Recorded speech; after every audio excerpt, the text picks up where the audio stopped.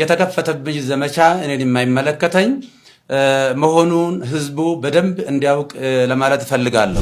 እየተሰጠ ያለው እየተሰበከ ያለው በእለቱ የኢየሱስ ክርስቶስ ቤዛነትና አዳኝነት ነው። ስለዚህ ለምንድን ነው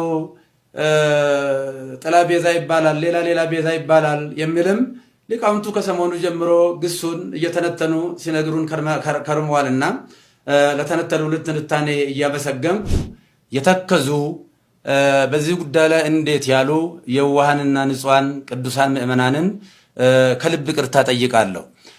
ቤተክርስቲያንም ደግሞ በዚህ ጉዳይ ስሟ በመነሳቷ ታላቋ ቤተክርስቲያን ይቅርታ ልጠይቃት እወዳለሁ።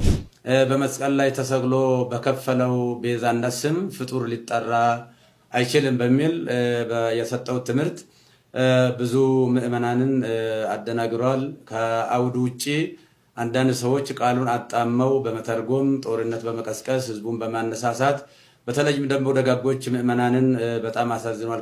ከመቤታችን ከቅድስት ድንግል ማርያም ጋራ አንዳንድ ብዥታዎችና ጥያቄዎች ስለተፈጠሩ እነዚህን ነገሮች ለማጥራት ያህል ነው። ጥያቄ ለመቀበል ፈቃደኛ አይደሉም። ነገር ግን የራሳቸውን ሊናገሩ የፈለጉትን ብቻ ተናግረው ነው የወረዱት። ያም ደግሞ የይቅርታ ሳይሆን የተቿቸውን አካላት ለምን ተቹኝ አይነት መልእክት ነው ያስተላለፉትና